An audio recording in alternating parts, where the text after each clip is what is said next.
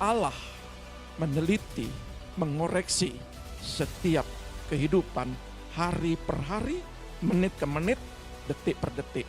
Dia melihat, meneliti apa yang terjadi. Dan dia tahu persis siapa anak-anaknya, siapa umatnya. Dan dia tahu persis, dia menyelidiki area yang paling dalam. Dan tidak ada yang tersembunyi. Jagalah hatimu baik-baik sebab hatimu menentukan jalan hidupmu. Sering kali Tuhan itu berbicara banyak di hati nurani. Tapi sering kali pikiranmu dan perasaanmu lebih dominan daripada Allah yang berbicara. Jangan saudara bergantung sama pendeta, hamba Tuhan. Karena Tuhan lihat hatimu. Tuhan lihat hatimu.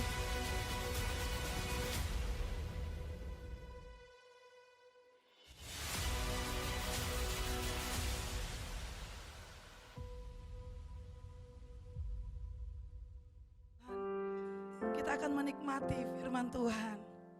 Saudara, setiap firman usahakan kita bisa menikmati dalam kehidupan kita. Kalau kita tidak bisa menikmati, maka kita tidak bisa melakukan. Kalau kita tidak bisa melakukan, maka tidak akan ada yang terjadi atas hidup kita. Itu sebabnya biarlah hari ini kita menikmati setiap firman, maka kita akan menerima dengan lapang dada apapun firman yang kita dengar pagi hari ini. Tuhan, dengar seruan kami. Tuhan, penolong kami. Hanya Dia yang sanggup melepaskan saudara dan saya dari ikatan-ikatan yang membelenggu setiap kita. Tidak ada cara lain dan tidak ada Allah lain, tetapi Dia satu-satunya yang ada, yang berkuasa atas hidup kita. Terima kasih Bapa. Hamba menyerahkan hidup kami ke dalam tangan-Mu. Kau Tuhan, penolong dalam hidupku. Ku percaya hanya kepadamu. Kau pegang tanganku dan tuntun langkahku. Yesus, Kau perlindunganku. Kau Tuhan, kekuatan dalam hidupku, penolongku dalam kesesakan. Kau gunung batuku dan pertahananku. Yesus, Kau kemenanganku. Yesus, padamu ku berseru. Kaulah penyelamatku. Terpujilah Kau Tuhanku. Mulutku memuji nama-Mu sepanjang umur hidupku. Terpujilah Kau Tuhanku di atas segalanya.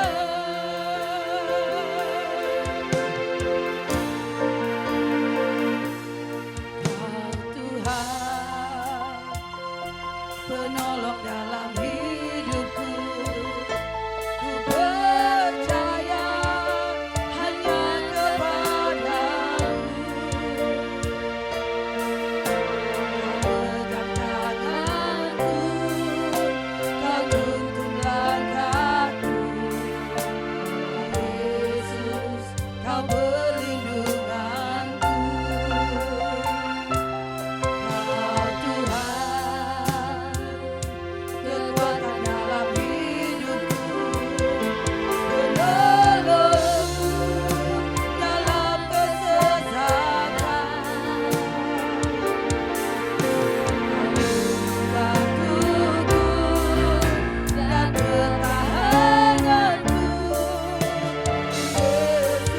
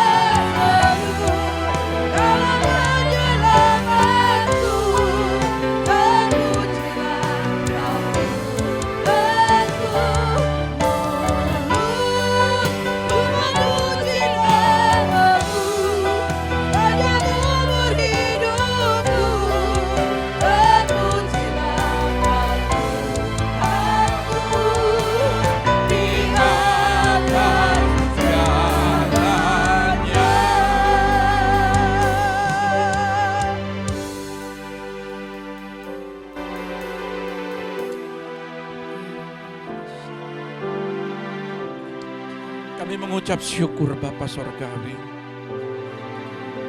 Bapa yang baik, Bapa yang memulihkan setiap kami. Apa yang kami lakukan semua untuk hormat kemuliaan nama-Mu.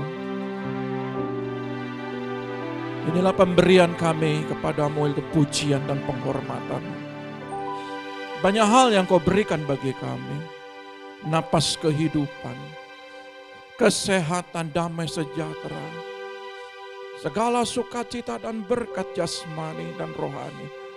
Yang Kau berikan itu semua bagi kami. Terima kasih Tuhan. Terima kasih Roh Kudus. Mampukan kami Tuhan dalam menjalani setiap kehidupan kami. Tanpa-Mu kami tidak bisa Tuhan. Tanpa karya-Mu kami tidak berdaya. Dan kami mengucap syukur Tuhan. Berkati setiap jemaat-Mu. Berkati hamba-Mu yang menyampaikan kebenaran firman. Urapi setiap kami. Kami siap mendengarkan di dalam nama Tuhan Yesus. Yang bersiap katakan haleluya. Amin. Tuhan Yesus memberkati. Shalom. Selamat pagi ya, saudara dalam kasih Tuhan. Pagi hari ini kita mau berbicara dan terus menyelesaikan kitab Roma ayat 26. Kalau kemarin kita sudah Roma 8 ayat 26, kalau kemarin kita sudah bahas, sekarang kita akan membahasnya Roma 8 ayat yang ke-27. Tema kita pagi hari ini menyelidiki hati nurani. Ya, menyelidiki hati nurani. Saudara yang terkasih, hati nurani ini berbicara tentang Allah menyelidiki area yang paling dalam. Allah menyelidiki area yang paling dalam. Sebab itu mari kita lihat kebenaran firman Tuhan terlebih dahulu. Ya, di dalam kitab Roma ya 8 ayat 27. Roma pasal 8 ayat 27 demikian bunyi firman Tuhan. Dan Allah yang menyelidiki hati nurani mengetahui maksud roh itu, yaitu bahwa ia sesuai dengan kehendak Allah berdoa untuk orang-orang kudus. Iya, saudara lihat bahwa Allah menyelidiki hati nurani, mengetahui maksud roh itu. Yaitu bahwa ia itu Roh Kudus sesuai dengan kehendak Allah berdoa untuk orang-orang kudus. Roh Kudus merindukan tempat untuk melakukan perkara besar. Itu saudara dan saya. Ya, Roh Kudus merindukan. Dia rindu untuk melakukan perkara-perkara besar. Dia rindu anak-anaknya tidak ada di dalam padang gurun. Sekalipun ada, tetapi di situ ada mana, di situ ada air, di situ ada perlindungan, tiang awan dan tiang api. Sekalipun saudara mengalami berbagai macam persoalan, Roh Kudus mau hadir. Ya, dan dia ada dalam diri saudara. Dia sejak ada dalam kitab Kejadian menciptakan segala isi bumi. Dikatakan jadilah, maka itu jadi. Jadilah terang, maka terang itu jadi. Semua diciptakan. Ketika Roh melayang di udara, ya, dia melihat bumi ini kosong, lalu dia menciptakan dengan firman-Nya. Dan Roh itu diam dalam diri saudara. Jadi daya cipta itu ada dalam diri saudara. Ya. Nah, ketika saudara melihat dalam kitab Roma ini, maka saya ingin bahas ayat 27 kata per kata.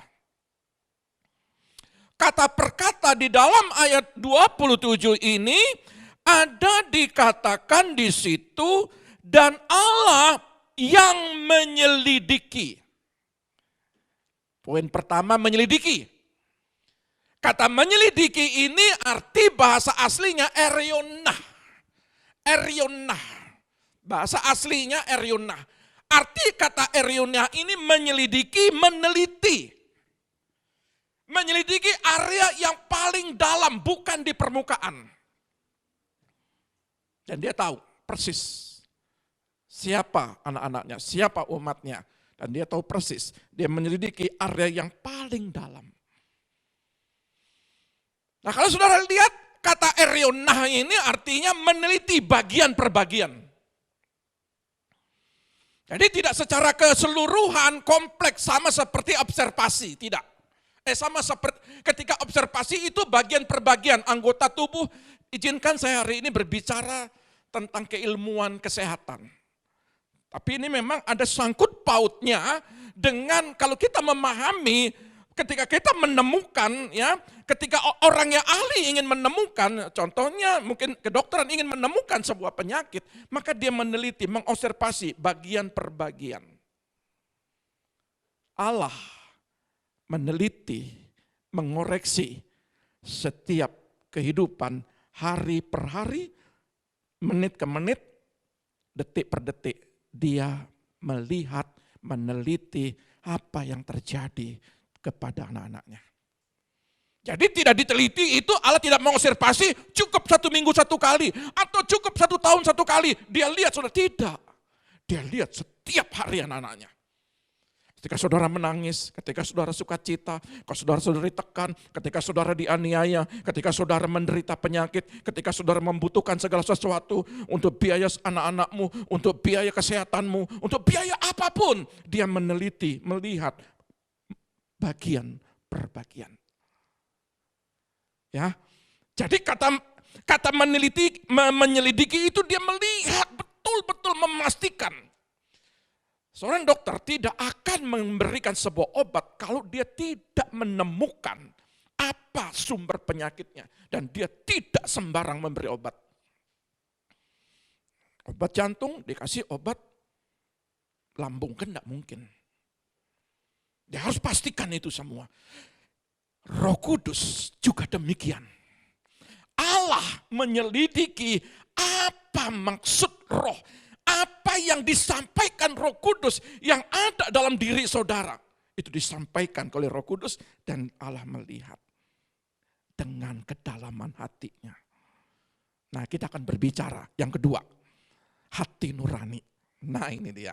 Kalau bicara hati nurani ini, izinkan saya untuk berbicara. Ya, karena kalau kita tidak membedah sebuah makalah, kita tidak akan menemukan mana yang bagian terdalamnya, mana bagian permukaannya. Ya, kalau kemarin saya belajar itu juga bagaimana untuk menyelesaikan sebuah kasus. Contoh umpamanya kalau kita melihat ini, kemarin itu sebuah contohnya, ini air mineral. Kita selalu berkata merek. Tetapi di dalam air ini kan tentu kita berbicara ada plastiknya, ada airnya dan ada mereknya. Dan mereknya pun berbeda-beda. Ya, tidak semua bahwa di dalam air itu mereknya hanya satu merek. Jadi saya tidak boleh menyebut satu merek ya, tidak boleh, ini etika. Tetapi seringkali kalau kita minta sesuatu, mana air ini, gitu ya, air A ini gitu. Dan selalu kita berkata begitu, padahal di situ ada merek-merek M, merek-merek lain, banyak di situ mereknya. Tapi kita terkonotasi bahwa ini yang kita minta. Ya, nah, saudara lihat. Ketika kita berbicara hati nurani, dan kita harus bisa memilah-milah dan membedakan mana berbicara makna jasmani, mana berbicara makna rohani, mana berbicara makna yang paling terdalam, hati nurani dan mana hati. Kalau kita berbicara hati, menunjukkan pusat dari semua kehidupan, baik jasmani maupun rohani. Maka kalau dalam berbicara hati, secara jasmani, makna secara jasmani, maka kita berbicara pusat dari sirkulasi darah dianggap sebagai tempat duduk dari kehidupan fisik. Itu saya belajar. Walaupun saya tidak bergerak di bidangnya, tapi saya ingin membawa makna jasmani ini ke dalam makna rohani. Di mana tempatnya hati? Di sini. atasnya paru-paru. Di bawah paru-paru itu ada hati, ada empedu. Empedu, nah, saudara lihat, itu makna daripada jasmani. Kita tidak membahas itu. Makna rohaninya, saudara lihat, pusat dari kedudukan kehidupan rohani, jiwa atau pikiran. Karena merupakan mata air. Jadi hati itu beribarat seperti mata air. Yang sama seperti kalau kita lihat secara jasmani kita lihat, saya melihat, membaca, apa sih fungsinya daripada hati ini? Banyak, ada 500 fungsinya.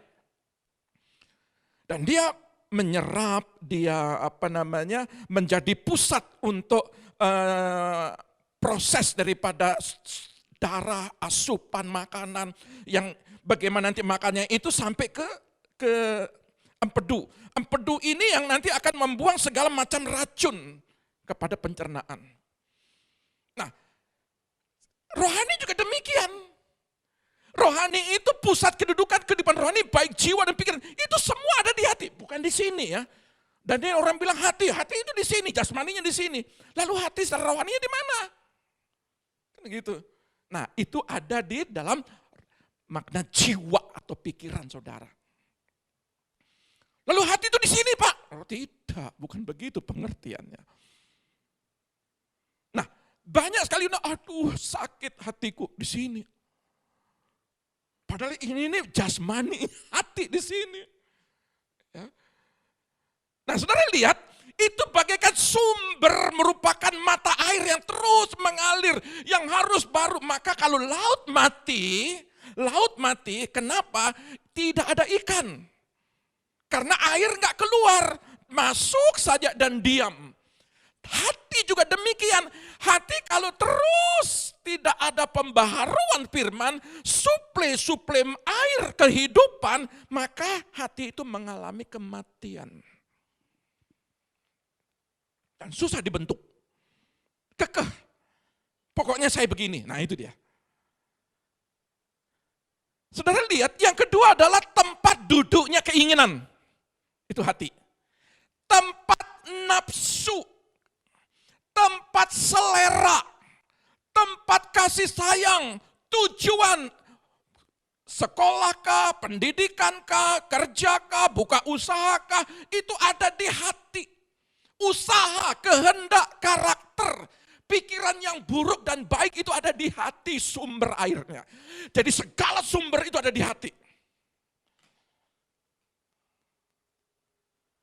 Maka ini penting pelajaran buat kita hari ini. Kenapa Allah menyelidiki hati nurani? Hati yang paling terdalam.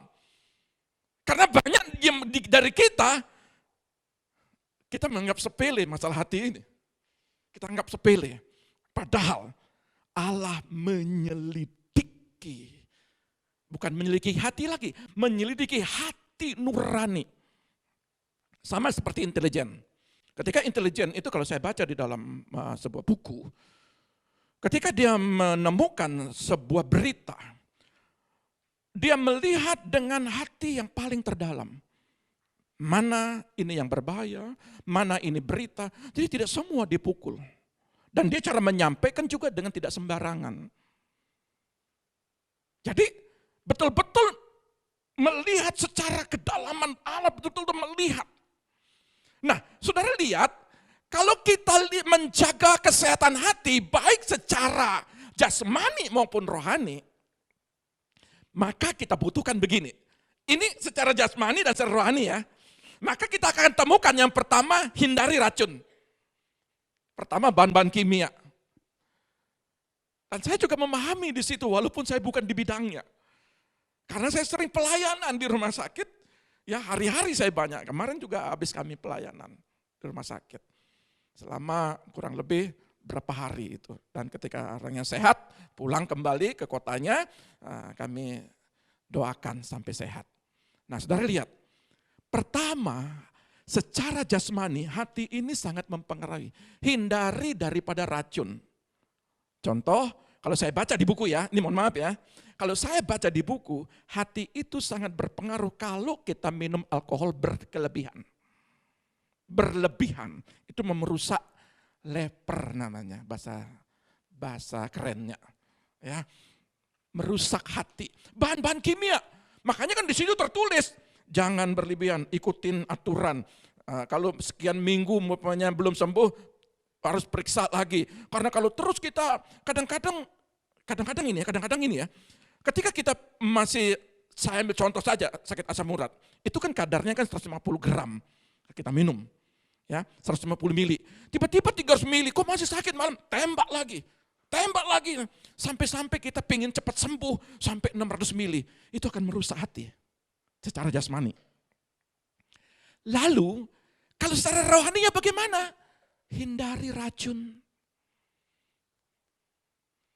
Hindari asupan-asupan yang merusak hatimu, pikiranmu. Apa racun-racunnya? Ya bahan-bahan yang tidak perlu mau sampah-sampah. Kata-kata kotor, kata-kata kurang bijak, kata-kata yang betul-betul merusak damai sejahteramu, hindari. Itu sama jasmani dan rohani.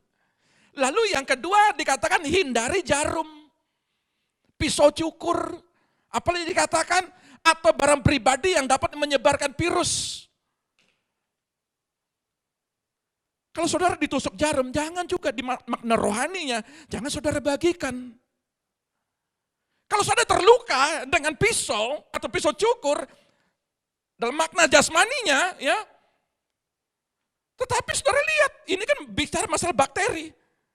Kalau ada virus A umpamanya, ini hindari ada virus-virus tertentu yang tidak boleh kita bersentuhan, baik sikat gigi, baik pisau cukur maupun jarum.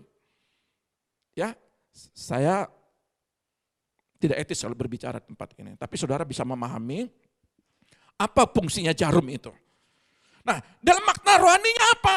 Kalau saudara terluka, ditusuk dari belakang, lalu saudara harus datang kepada Tuhan. Karena dia akan menyelidiki hati nuranimu. Tapi jangan saudara ketika ditusuk, makna rohaninya, saudara ikut bagikan supaya orang lain merasakan ketika saudara ditusuk dari belakang. Jarum kecil tapi lumayan tajamnya minta ampun. Perkataan kecil, saudara bagikan kepada orang lain. Itu loh, ini loh, itu loh. Jadinya orang jadi terluka. Padahal orang itu tidak mengalami, itu makna rohaninya. Jadi jangan berbagi ketika saudara ditekan, dihina, dianiaya kepada orang lain yang tidak ada masalah penyakitnya. Setuju? Menghindari, mengikuti instruksi profesional kesehatan siapa? Dokter di bagiannya dan hamba Tuhan di bagiannya untuk mengkonsumsi obat-obatan. Kata dokter begini. Lalu sebagai profesional dalam makna rohaninya, hati makna rohaninya apa? Oh baca firman ya, oh berdoa ya. Ikutin instruksinya. Supaya ketika dokter memberikan sebuah obat tidak salah, demikian juga sebagai hamba Tuhan tidak bisa salah, tidak salah juga untuk memberikan penguatan, penghiburan, untuk membawa saudara tetap kuat, tetap strong. Lalu mempertahankan berat badan yang sehat termasuk makan makanan bergizi dan berolahraga secara teratur. Kenapa? Lalu saya baca ini. Karena kalau saudara banyak makan lemak, maka proses daripada kerja hati ini sampai ke empedu itu ke prosesnya itu untuk menghancurkan lemak. Artinya apa? Segala yang saudara suplai, yang saudara asup, itu menentukan juga kesehatan. Karena hati ini sumber kemana-mana ini. Peredaran darahnya sumber kemana? Dia menyaring. Kalau hati tidak berfungsi, itu akan mengakibatkan banyak virus penyakit, bahkan itu miliaran dalam tubuhmu. Sama dengan makna rohaninya. Bagaimana mempertahankan kedewasaan rohani? Maka perlu asupan makanan firman bergizi. Bukan suplai hal-hal yang tidak membangun iman saudara. Berolahraga secara teratur, apa makna rohaninya?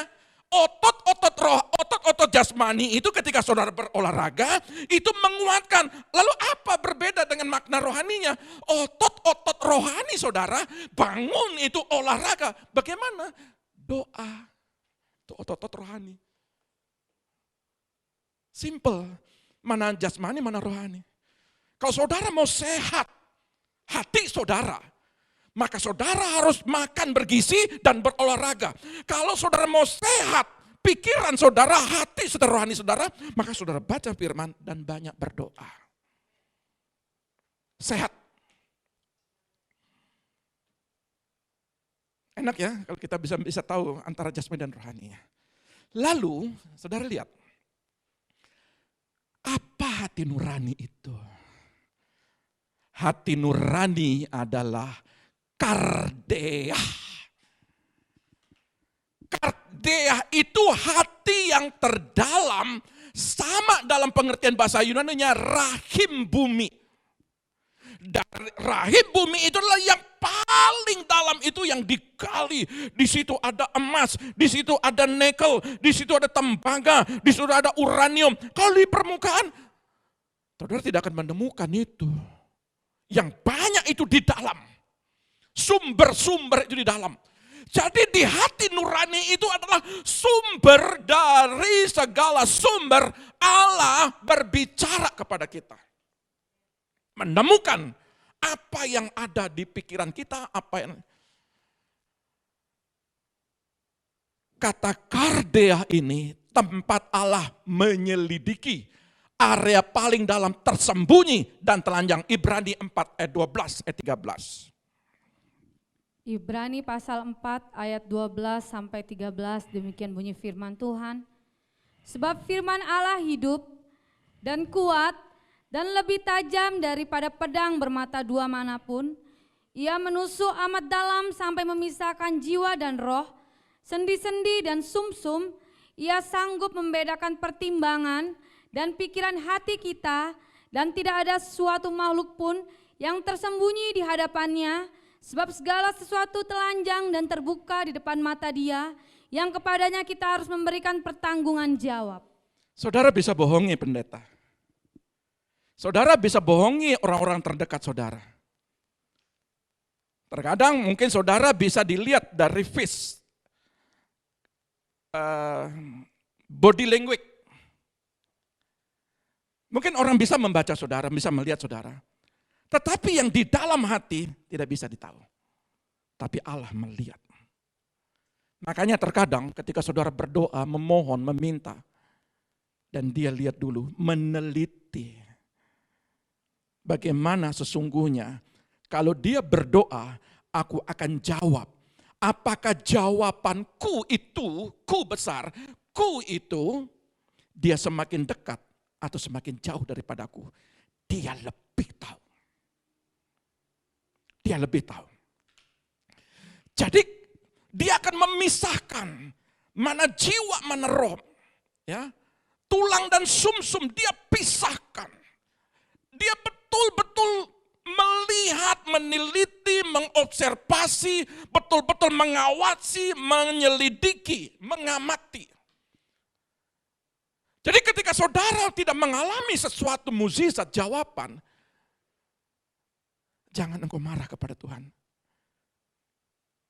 Karena kalau kita lihat ayat ini, sesuai dengan kehendak Dia. Karena apa? Karena Dia tahu. Lalu, kata firman juga, tempat Allah tidak bisa dibohongi. Nah, mari kita lihat dulu Mazmur. Mari kita lihat Mazmur. Mazmur 139 ayat 11 sampai 12, demikian bunyi firman Tuhan. Jika aku berkata, biarlah kegelapan saja melingkupi aku dan terang sekelilingku menjadi malam, maka kegelapan pun tidak menggelapkan bagimu dan malam menjadi terang seperti siang, kegelapan sama seperti terang. Nah, saudara lihat di dalam ayat ini, ya, di dalam firman Allah yang hidup, ayat 11 dan 12, jika aku mencoba bersembunyi di dalam kegelapan, malam berubah menjadi terang di sekelilingku, karena kegelapan pun tidak dapat bersembunyi dari Allah. Bagimu malam adalah secerah siang hari. Bagimu kegelapan dan terang sama saja. Saudara bisa bohongin orang lain. Saudara bisa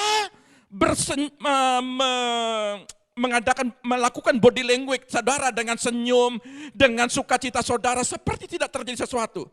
Tapi jangan lupa, Allah tahu yang saudara sembunyikan. Kalau sampai hari ini, saudara duduk di tempat ini, apakah saudara duduk, apakah saudara lagi terbayang-bayang dimanapun saudara membayang-bayangi, memikirkan, Allah tahu. Ketika saudara memuji Tuhan, saudara fokus dengan puji-pujian.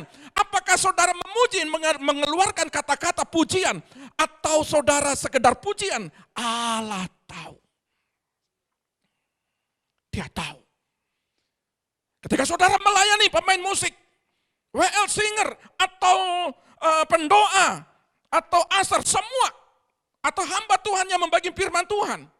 Kalau sampai hari ini saya berdiri di mimbar, apa yang ada di hati saya, apakah saya kecewa atau apakah saya senang, sukacita, Allah tahu. Dan tidak ada yang tersembunyi. Ketika saudara datang ke tempat ini, mungkin ada dosa yang saudara lakukan kemarin, Allah tahu. Dia tahu. Jadi gelap dan terang itu sama saja bagi dia. Jadi kalau Allah menyelidiki, makanya betul-betul saya mau sampaikan kepada kita semua, ketika kita datang kepada Tuhan, kita bawa hati kita. Tuhan, ini hatiku. Sekalipun terluka, bawa hatimu. Tuhan, pulihkan aku di tempat ini, Tuhan.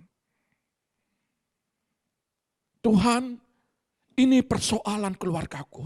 Tuhan, bukan Allah itu langsung pakai tongkat, langsung pukul begitu, seperti Musa, begitu lihat laut, pukul langsung laut terbelah. Tidak, Allah itu mengasihi. Dia maha kasih. Ya, maha pemurah. Jadi tidak ada satupun dosa di muka bumi ini, sekalipun dosa semerah kermisi, kalau kau datang kepada Tuhan, maka dia akan memutihkan seperti salju. Dan Allah tahu, makanya kalau kami konseling pernikahan, silakan saja mau sembunyi-sembunyi enggak apa-apa. Tapi Allah tahu. Maka kalau terbuka 1 dipulihkan 1, terbuka 5 dipulihkan 5, terbuka 10 dipulihkan 10. Maka ketika kata terbuka semua, maka dipulihkan semua. Maka sebagai hamba Allah hanya berdoa untuk melepaskan. Makanya saya selalu menganjurkan sebelum masuk dalam baptisan, sebelum masuk dalam perjamuan kudus, sebelum engkau makan dan minum, akui segala apa yang kau lakukan. Enggak apa-apa, minta ampun. Saudara sembunyi, enggak Tuhan, dia tahu. Amin. Jadi kalau kita bicara hati nurani ini penting sekali. Kenapa pentingnya? Saudara lihat, karena ini tempatnya Roh Allah banyak berbicara. Banyak bicara di hati nurani. Sering kali Tuhan itu berbicara banyak dari hati nuranimu. Tapi sering kali pikiranmu dan perasaanmu lebih dominan daripada Allah yang berbicara. Apa contohnya? Contohnya itu Petrus. Waktu Petrus datang, waktu Petrus ada bersama murid-muridnya. Ini ayat ini bagus sekali di dalam kitab Matius nih. Nggak usah dibuka karena kita tidak bicara tentang ayat ini. Ketika kita kumpul, Yesus bilang begini, Allah akan membunuh si gembala anak manusia ini. Dan dibiarkan. Ketika 3 hari kemudian dia bangkit. Tetapi di situ, iman murid-muridnya tergoncang. Bahkan mereka tercerai-berai. Lalu Petrus bilang begini, tidak guru. Aku tidak akan menyangkal. Sekalipun aku mati sekalipun, aku tidak akan menyangkalmu guru. Lalu Yesus melihat hati terdalam. Petrus, tidak. Kamu menyangkal aku 3 kali. Oh tidak. guru. Lalu ayat terakhirnya dia bilang begini, murid-muridnya juga begitu ikut-ikutan. Tidak guru, tidak guru, tidak guru. Oh semua tidak. Semua hilang. Semua menyangkal. Bahkan Petrus dilihatin sama Yesus, kalau lihat di filmnya itu ya. Dilihatin, kamu kenal sama dia? Tidak. Tidak kenal dia. Siapa dia? Lagi yang lain, kamu kenal dia? Tidak. Yesus ngelihat. Karena dia tahu hati nurani. Makanya kalau saudara hidup di dalam hadirat, saudara tahu sifat suamimu, saudara tahu sifat anak-anakmu, saudara tahu sifat istrimu, saudara tahu apa yang ke depan. Itu ada dalam 1 Korintus 12. Membedakan segala roh, hikmat, marifat. Cara kerjanya apa? Tuhan berikan hikmat. Karena Yesus berkata, aku pergi akan memberikan penolong bagimu roh yang lain. Jadi kalau Roh Kudus ada dalam diri kita, ada karunia-karunia cara kerjanya. Salah satunya itu seperti Petrus, dia melihat. Tapi kalau hati tercemar, tidak bisa. Makanya harus dijaga betul ini. Ini yang membuat kadang-kadang ketika saudara pergi berusaha, terkadang saudara itu Tuhan berikan berbicara di hati nurani. Jangan ambil risiko itu, terlalu tinggi risiko itu. Enggak, sepertinya begini, akan begini, nanti jadinya begini. Padahal Tuhan sedang banyak berbicara. Kalau hatimu itu terluka, ini yang sulit Tuhan berbicara di situ. Karena apa? Karena kita logika kita tak jalan. Karena apa? Perasaan kita yang jalan. Maka jarang kita sering kali mengabaikan Tuhan berbicara. Penting hati ini. Yeremia 15 ayat 1. Yeremia pasal 15 ayat 1, demikian bunyi firman Tuhan. Tuhan berfirman kepadaku, sekalipun Musa dan Samuel berdiri di hadapanku, hatiku tidak akan berbalik kepada bangsa ini. Usirlah mereka dari hadapanku, biarlah mereka pergi. Saya mencoba dalam terjemahan lain. Ya, dalam terjemahan lain ini sangat bagus sekali. Kalau kita lihat di dalam kehidupan Nabi Yeremia, ya, Yeremia pasal 15. Ayat pertama, kemudian Tuhan berfirman kepadaku, walaupun Musa dan Samuel berdiri di hadapanku dan memohon untuk bangsa ini, aku tidak akan menolong mereka, usir mereka dari hadapanku. Singkirkan mereka dari pandanganku. Udah tahu. Saya mau ajarkan saudara, sekalipun mereka berharap sama Nabi Samuel, Nabi Musa, dua nabi yang besar, tapi Allah melihat hati. Sekalipun dia bersama-sama berdoa, sekalipun Anda bersama-sama berdoa dengan Musa dan Elia, kalaupun ada. Tapi Tuhan lihat hatimu. Saya mau ajarkan, jangan saudara bergantung sama pendeta hamba Tuhan. Karena Tuhan lihat hatimu. Tuhan lihat hatimu.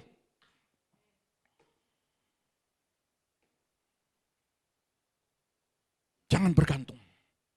Tetapi makna daripada bagaimana pendeta hadir, Musa, Elia, atau Samuel hadir, dia hanya menuntun dan membimbing, memberitahukan seperti memberikan observasi, ini caranya, ini obatnya, seperti dokter. Ini obat untuk jantung, ini obat untuk ginjal, ini obat untuk paru-paru, sama seperti kami, ini obatnya. Dan kami belajar di situ, ini obatnya. Ada Mazmur, ya, ada Amsal, ada, kami sebut semua, sama seperti ini, ya.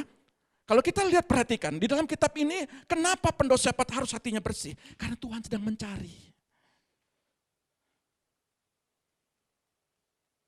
Tuhan tidak mau. Tuhan ingin mencari ada generasi berikut generasi melahirkan pendoa-pendoa baik di rumah tangga, baik di pelayanan, baik di gereja. Tuhan yang menyembuhkan. Yesus yang memberikan engkau berkat. Yesus yang memberikan engkau berjalan anak-anakmu, masa depan keluargamu, masa depan anakmu, usaha pekerjaanmu. Yesus. Ingat, Yesus ya. Bukan pendeta Yakub. Saya mencatatkan, garis bawahi jemaat di tempat ini. Supaya saudara lihat ayat ini, sekalipun Yakub ada di situ, sekalipun ada Ibu Sisil di situ, aku tidak mau dengar dia, usir dia. Karena hatinya.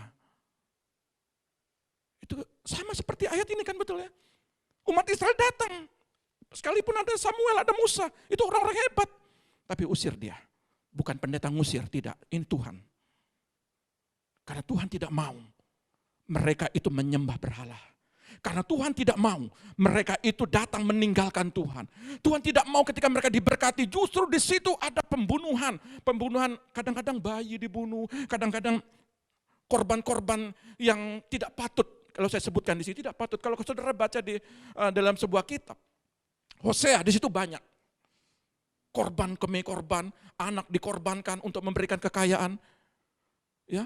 Dan Tuhan marah di situ. Makanya dikatakan dia tidak bertobat. Sekalipun Musa yang berdoa, sekalipun Samuel yang berdoa, tidak, aku tidak mau dengar. Jadi supaya saudara juga enak, kalau saudara tidak dijawab, bukan karena kami pendeta. Kalau karena saudara dijawab, itu karena saudara yang dipulihkan sama Tuhan. Ya, kami hadir bagaimana? Hadirnya untuk menguatkan saudara, membimbing. Gembala itu menuntun, memberi makan. Tetapi yang mensehatkan itu dia. Ya, setuju ya? Haleluya, terima kasih. Nah, saudara lihat, kata ketiga dalam kitab Roma 8 ayat 27 adalah mengetahui. Nah, kata mengetahui ini dalam bahasa aslinya aido. Kata aido ini melihat, seperti melakukan wawancara. Kalau orang ingin seperti di dalam perkuliahan itu menanyakan, apa imanmu, bagaimana terjadi mukjizat, bagaimana terjadi jawaban, itu seperti wawancara. Untuk apa? Mencari tahu, memperhatikan, memeriksa, membedakan, menemukan, apalagi mengamati. Lalu pertanyaannya begini, apa yang ada di dalam kedalaman hati kita? Dari roh itu, Allah itu. Dan akan memastikan apa yang harus dilakukannya. Bagaimana cara Allah Aido ini? Allah mengetahui. Ketika saudara berdoa, ketika saudara punya persoalan, saudara berdoa. Nah, roh di dalam diri saudara. Dia berkata dengan keluhan-keluhan tak terucapkan. Dia menggantikan posisi saudara. Roh Kudus menyampaikan kepada Allah. Dan Allah Aido, Allah mengetahui apa maksud roh itu. Apa yang disampaikan Roh Kudus itu yang ada dalam diri saudara. Jadi saudara susah, senang, punya persoalan, itu disampaikan. Makanya kalau saudara tidak berdoa, bagaimana Allah Aido? Bagaimana caranya? Kamu izinkan, butuh sekolah butuh biaya, sampaikan kemana? Ke papa mama? Bolehkah kamu sekolah? Papa mama tahu berapa biayanya? Kapan bayarnya? Betul kan? Sampaikan kan? Bagaimana Allah tahu kalau kau tidak menyampaikan? Mari kita lihat secara teologisnya ya. Secara keilmuan. Mari kita membedah ayat ini. Supaya kita memahami bukan karena paksaan pendeta. Ayo berdoa, pasti tidak. Kita lihat dalam ayatnya. Jadi kita belajar di sini ayatnya. Oh, ternyata ketika saya berdoa, Allah mengetahui apa yang disampaikan Roh Kudus di dalam diri saudara.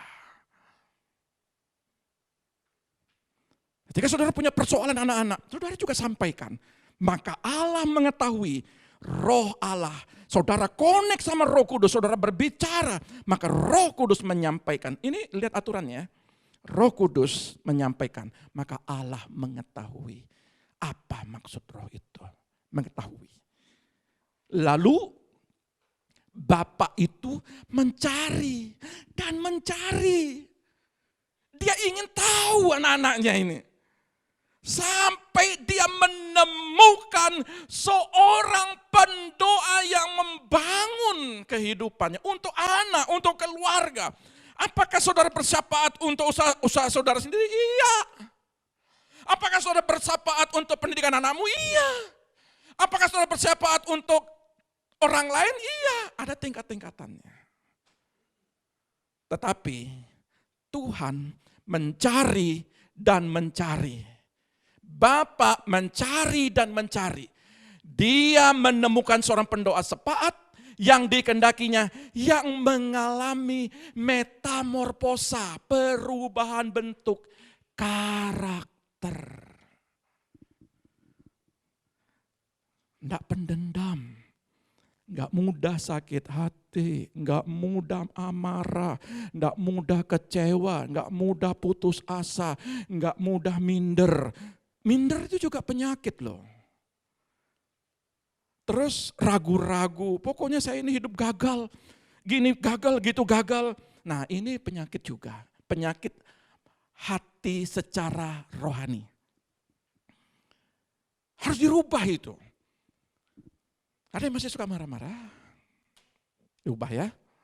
Ada yang masih suka, ketika, jadi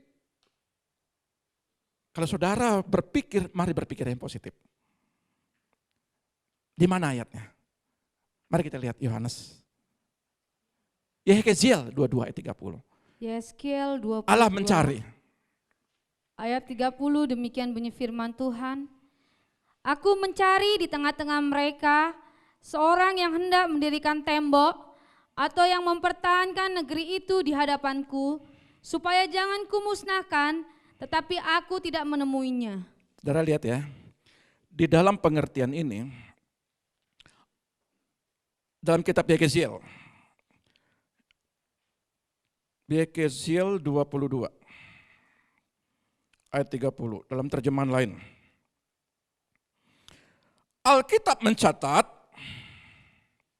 aku cari orang yang mau membangun kembali tembok kebenaran. Ingat ya, yang mau membangun kembali ya, tembok kebenaran guna menjaga serta mempertahankan negeri itu. Artinya mempertahankan usaha, pekerjaan, rumah tangga, pelayanan.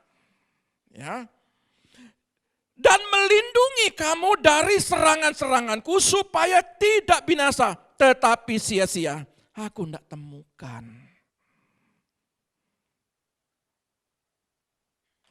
Berjuanglah bagi anak-anak saudara, doakanlah dia. Belum berubah, doakan lagi. Melihat usaha pekerjaan saudara, belum signifikan, doakan lagi. Terus. Kalau saudara berjuang buat orang sakit, doakan lagi. Apakah sakit, masih sakit, atau sembuh, atau sudah terjadi perubahan, tetap doakan lagi. Dan di dalam level berikutnya, di tempat ini butuh pendoa-pendoa. Untuk apa? Menjadi tembok setiap rumah tangga. Makanya kita 40 hari kita bangun. Dalam puasa. Kita bangun tembok kekuatan. Untuk apa? Untuk setiap rumah tangga. Dibentengi, dikuatkan anak-anak. Dan kita berseru perbagian-perbagian. Jadi kalau Allah ingin meneliti, maka kita menyampaikan perbagian-perbagian. Rumah tangga A, ada 4 anak, sebut anak-anaknya ini. Rumah tangga B, sebut ini. Perbagian-perbagian. Kami sampaikan kepada Roh Kudus menyampaikan. Bagaimana Bapak melihat, mengetahui. Karena ketika kita bersepakat di sini untuk menjadi benteng masing-masing keluarga lepas keluarga. Lalu kalau pendeta, kalau tempat ini kita berkumpul, saudara jangan tidak berdoa. Supaya connect. Kita menyampaikan, saudara juga menyampaikan. Kan enak kan double kan? Jadi jawabannya semakin cepat. Nah, saudara lihat. Ada poin keempat, kata sesuai dengan. Betul enggak? Roma 8 ayat 27. Dan Allah menyelidiki hati nurani mengetahui maksud roh itu, yaitu bahwa ia sesuai dengan kehendak Allah. Nah ini juga harus dipahami. Kata sesuai dengan itu kata. Sesuai itu kata. Sesuai dengan. Menurut ukuran Allah. Jadi kadang-kadang kita memaksakan, Allah ini ukuranku. Ini doaku Tuhan. Tetapi menurut ukuran Allah, simple. Saudara umpamanya di rumah, minta Tuhan bergumul puasa 40 hari. Tidak ada jawaban, gumul lagi puasa 40 hari, 80 hari. Tidak ada jawaban, tambah 20 hari lagi, 100 hari Tuhan. Lalu permintaanmu apa? Kok tidak dijawab-jawab, datang kepada gembala, pendeta. Saya sudah berdoa puasa sampai 100 hari, tidak ada jawaban. Lalu kami bertanya, apa doamu? Saya minta helikopter, Pak.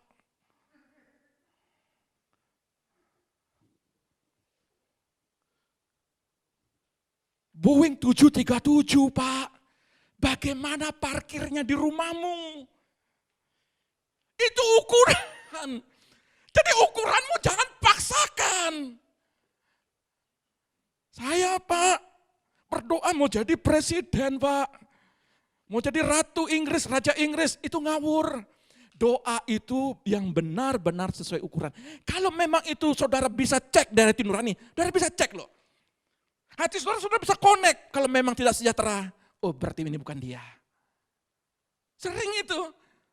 Kalau saudara berdoa ternyata nggak ada jawaban, bukan dia, oh itu bukan dia. Berarti ukuran Allah bukan dia. Jadi saudara damai sejahtera. Karena apa? Karena suatu kelak nanti ukuran Allah yang sesuai pasti akan dikasih kepada kita. Amin ya. Nah supaya kita tidak maksa Tuhan. Nah menurut ukuran ini bagaimana kita tahu? Apa tolak ukurnya? Bagaimana kita tahu dan apa tolak ukurnya? Gampang Bapak Ibu. Di mana? Hah? Amsal. Iya. Hati. Amsal 4 ayat 23 berkata, dalam terjemahan lain, jagalah hatimu baik-baik sebab hatimu menentukan jalan hidupmu. Jagalah hati-hatimu baik-baik karena di situ terpancar kehidupan. Terjemahan baru, dalam terjemahan lain dikatakan menentukan jalan hidupmu. Itu ukuran. Jadi kalau ketika hatimu betul-betul sesuai dengan kehendak Allah, maka gampang sekali Allah memberikannya. Gampang sekali. Ya, saya kembalikan kepada saudara. Saudara senang sama jarum, tusuk hatimu, waduh, rugi sendiri. Ya, rugi sendiri. Makanya sebab itu, kalau meneliti perkata poin per poin ini ya, kalau Allah meneliti, ya, observasi, meneliti poin per poin, menyelidiki. Jadi kalau ada gangguan di satu titik, saudara cepat delete. Sama dengan empedu, makanya saya tanya ibu di empedu itu bagaimana? Saya belajar. Empedu itu saluran makanan, di situ larinya ke empedu, warna coklat, kuning, coklat, hijau ke kuning-kuningan. Begitu sari-sari racun-racun ada di empedu, dia langsung keluarkan ke pencernaan. Tapi kalau tidak keluar, maka sakit menusuk ulu hati. Pernah enggak orang yang sakit empedu? Sakit karena enggak metabolismenya enggak keluar. Jadi racun-racun yang ada di dalam hatimu, kata per kata cepat buang di pencernaan, cepat buang. Kalau tidak, itu akan melukai. Itu mengganggu karya Tuhan. Itu mengganggu karya Roh Kudus bekerja. Ya, maka cepat-cepat, karena itu tidak menguntungkan bagi saudara. Allah mau bekerja, mencari yang punya kemurnian hati. Lalu dikatakan, ada berdoa untuk. Nah, kata berdoa untuk itu dalam Roma 8 artinya entongkano. Dan dia berdoa, terus huper, ada kata untuk. Ya. Roma 8 ayat 27. Yaitu bahwa ia sesuai dengan kehendak Allah berdoa untuk orang-orang kudus untuk saudara. Jadi kata huper ini atas nama. Kalau di sertifikat itu ada atas nama, maka 10 tahun, 20 tahun tanah itu yang ada sertifikat atas namamu itu milikmu. Tidak boleh ganggu gugat. Sekalipun 20 tahun kemudian saudara tinggalkan, saudara ada orang yang menempati tanahmu, saudara kasih lihat itu, dan saudara tunjukkan ini tanah punya saya. Maka orang itu pergi. Huper maksud di sini atas nama Roh Kudus sudah menggantikan posisimu. Kalau kita lihat, jadi pendoa itu apapun masalahnya, kelemahan-kelemahan kemarin sudah kita bahas estenia, Roh Kudus menggantikan posisimu. Jadi saudara apapun doamu, yang tidak usah yang canggih-canggih. Tuhan, angin api turun Tuhan. Enggak perlu canggih-canggih saudara berdoa begitu. Roh Kudus akan menyempurnakan doamu. Tuhan berkati makanan ini untuk menjadi kesehatan kami. Sudah. Tuhan, Roh Kudus akan menyempurnakan. Sehatkan jantungnya, sehatkan ginjalnya, sehatkan. Tetapi saya bukan juga mengajarkan cukup doa singkat saja. Tidak. Saudara harus diajar di situ, poin per poin. Tetapi ketika di rumah sakit, ketika ada orang sakit tidak berdaya, di situ sudah ada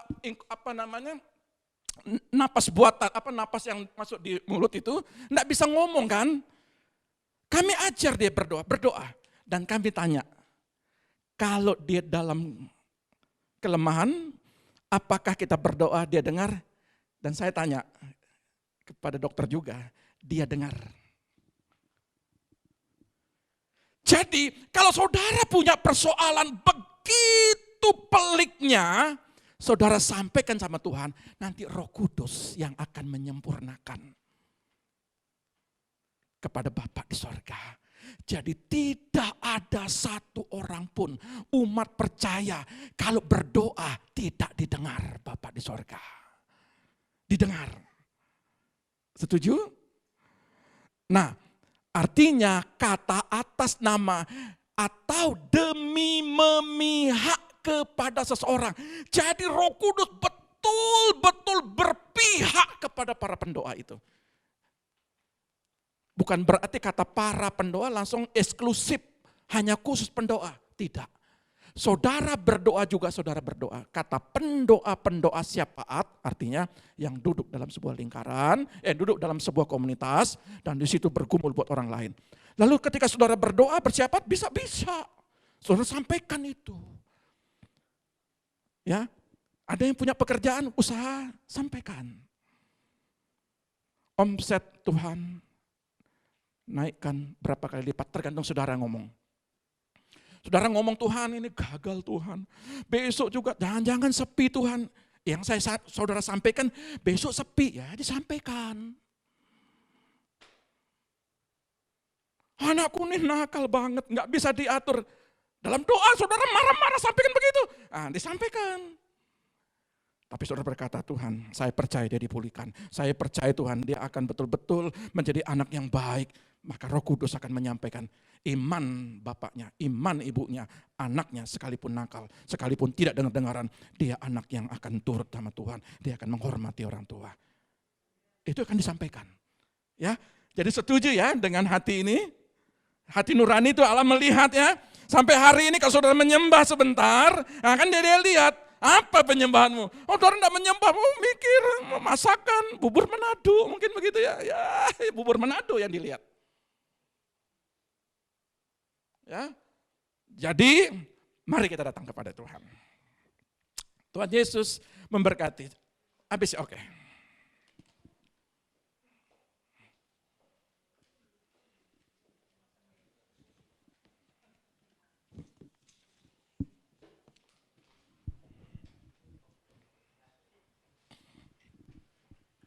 Yesus Tuhan.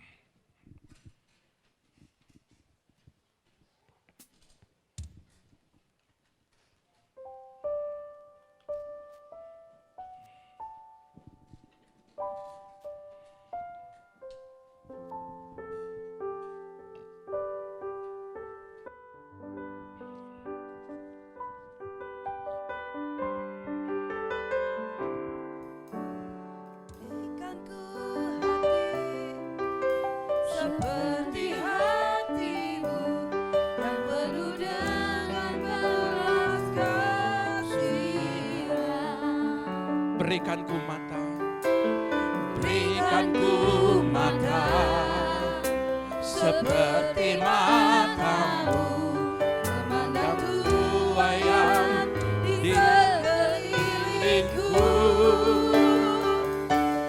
Berikan ku tanganmu untuk melakukan tugasku.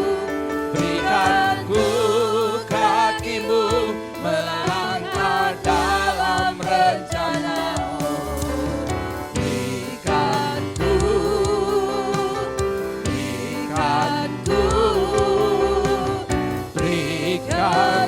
hatimu. Biar musik saja, saudara lihat pujian ini. Dengan iman kita berkata, Bapa saat ini Roh Kudus, berikan ku hati seperti hatimu yang penuh dengan belas kasihan. Berikan ku mata seperti matamu memandang tuayan di sekelilingku. Berikan ku tanganmu untuk melakukan tugasku. Berikan ku kakimu melangkah dalam rencanamu.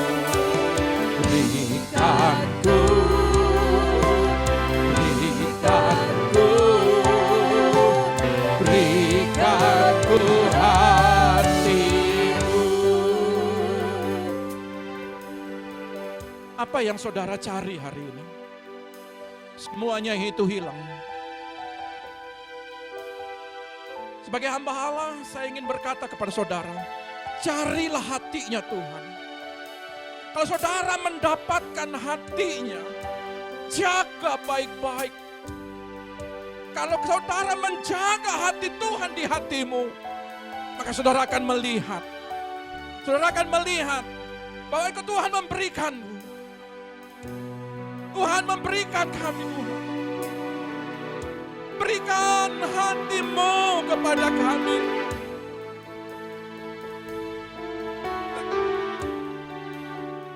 Pulihkan kami, Tuhan. Pulihkan kami, Roh Kudus. Pulihkan kami, Tuhan.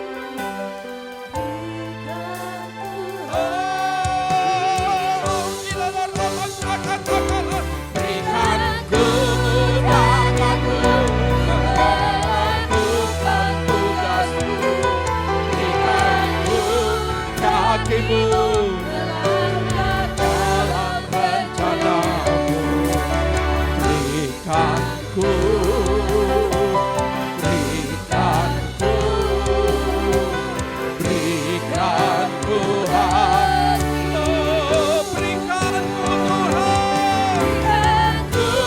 tanganmu melakukan tugasmu. Berikan ku kakimu melangkah dalam rencanamu. Berikan ku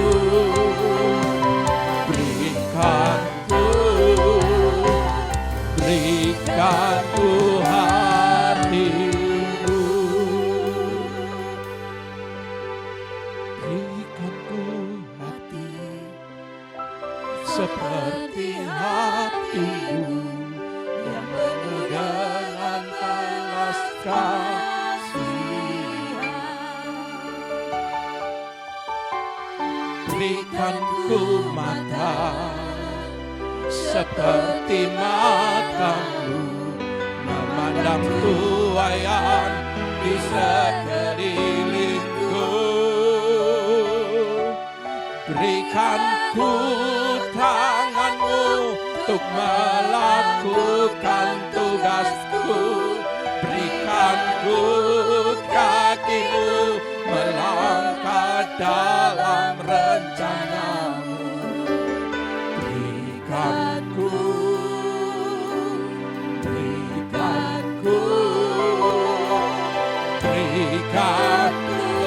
berikan ini iman kami Tuhan, pakai kami. Berikan ku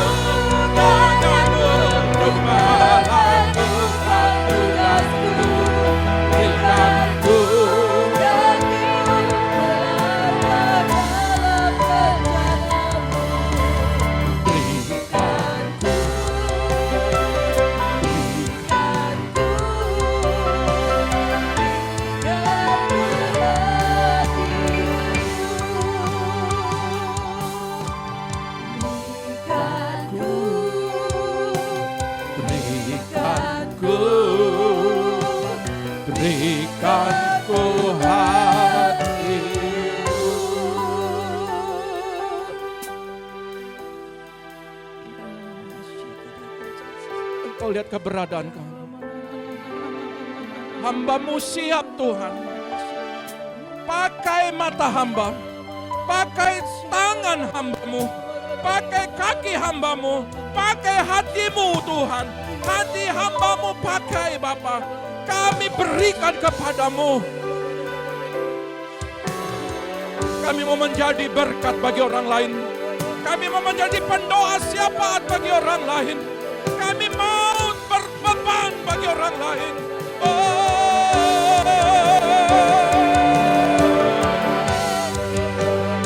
Kilalah Rabba sakat akal Rabba ya Rabba ya. Kilalah Rabba ya sakat akal Rabba ya sakat. Kilalah Rabba se.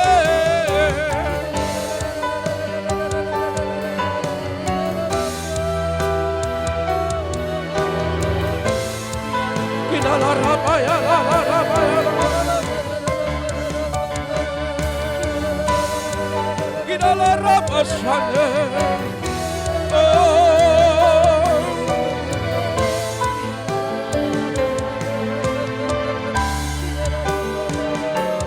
Terima kasih Roh Kudus. Berkati setiap umat-Mu Tuhan.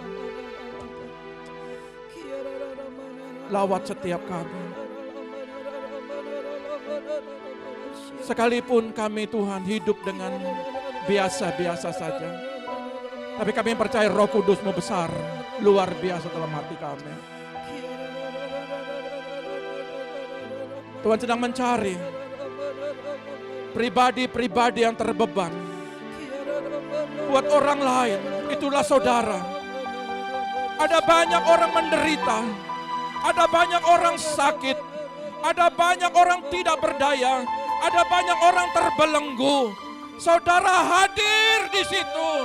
Tanganmu adalah tangan Tuhan, kakimu adalah kaki Tuhan, matamu adalah mata Tuhan, hatimu adalah hati Tuhan.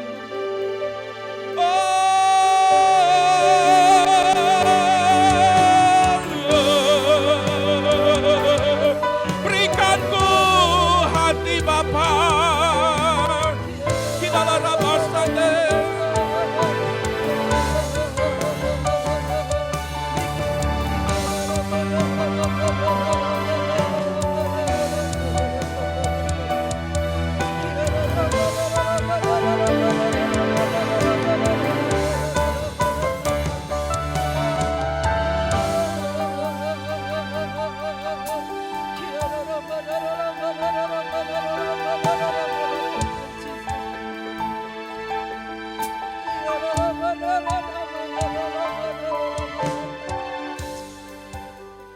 Taruh hati-Mu pada hati kami Tuhan.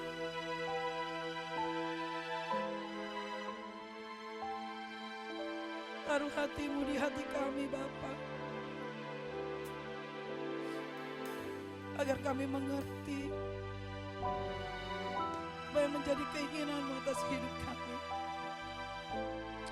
Berikan ku tanganmu untuk melakukan kuasa.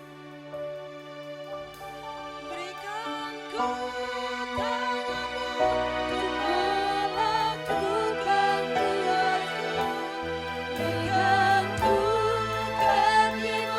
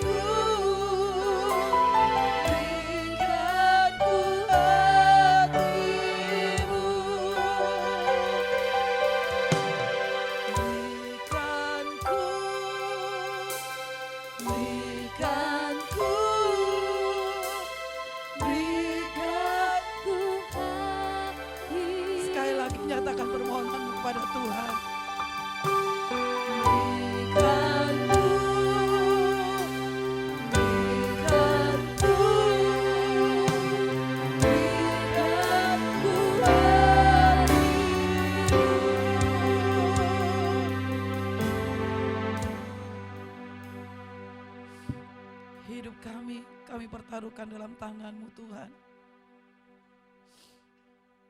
Pakai kami sesuai dengan apa yang Kau mau atas hidup kami. Itu sebabnya Tuhan, taruh hati-Mu di hati kami.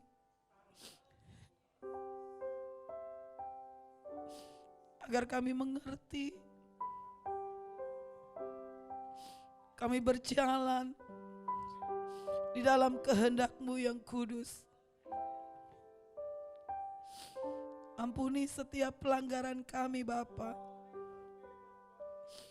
Kerinduan kami Tuhan, agar kami bisa menyenangkan Engkau.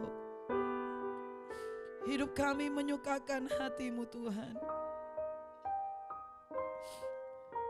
Hidup kami selaras dengan Engkau Bapa.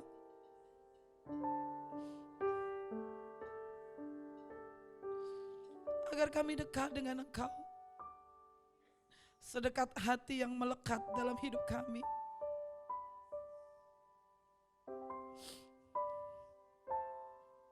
Terima kasih Bapa atas anugerah-Mu yang besar. Itu sebabnya ujilah kami, selidiki hati kami Tuhan.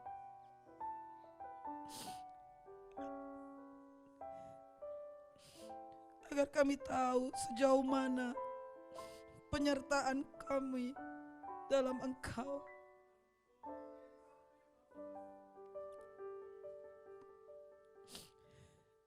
Ujilah aku Tuhan.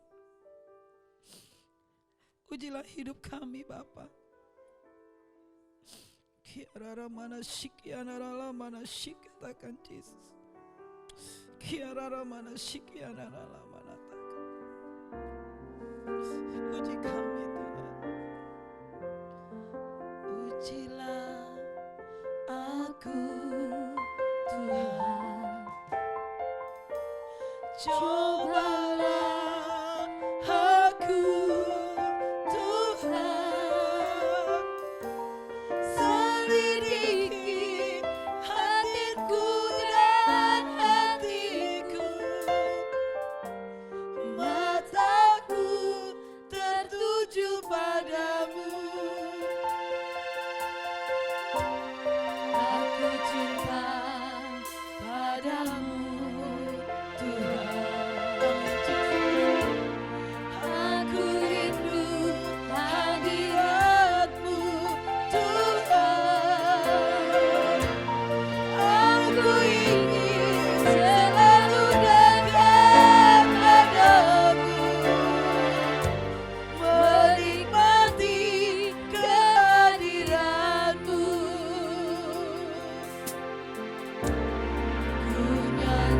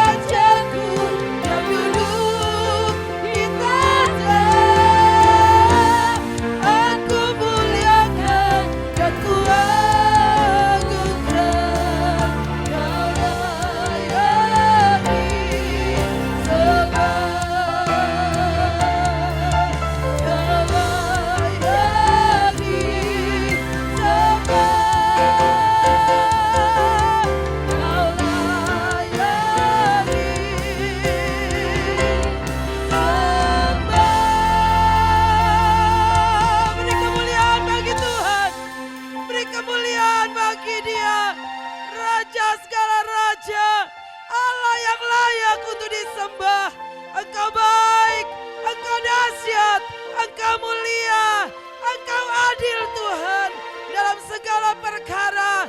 Engkau bertindak sangat adil bagi setiap kami. Yang percaya katakan haleluya.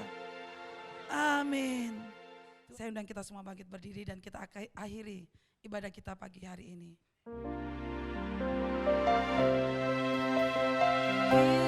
Kiranya Engkau memberkati aku berlimpah-limpah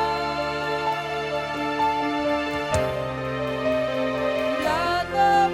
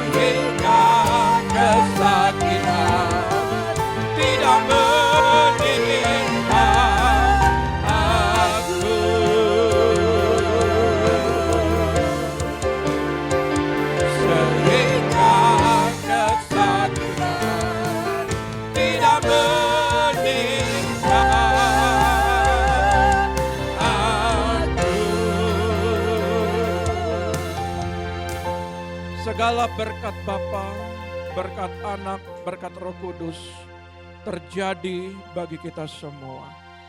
Sebagaimana Abraham, Ishak dan Yakub diberkati, demikian juga kami akan diberkati. Sebabnya Tuhan, pakai mata kami, pakai tangan kami, pakai kaki kami dan hati kami menjadi alat-Mu Tuhan. Kami siap Tuhan. Dan kami percaya di balik kesiapan itu, kepercayaan besar akan diberikan kepada kita. Angkat kedua belah tanganmu, terimalah berkat daripada Bapa Sorgawi. Diberkatilah keluargamu, diberkatilah anak-anakmu, diberkatilah pendidikan anak-anakmu, diberkatilah kesehatanmu, diberkatilah lumbung-lumbungmu. Apa yang kau kerjakan lewat tanganmu akan dibuat berhasil. Setiap kakimu melangkah, Tuhan selalu menuntunnya. Mulai hari ini sampai Maranatha Tuhan datang kembali lagi. Dia akan membawa kita untuk bersama-sama dengan kekal abadi. Di dalam nama Bapa, Putra dan Roh Kudus, di dalam nama Tuhan Yesus. Saudara yang diberkati Tuhan katakan haleluya. Amin. Tuhan Yesus memberkati.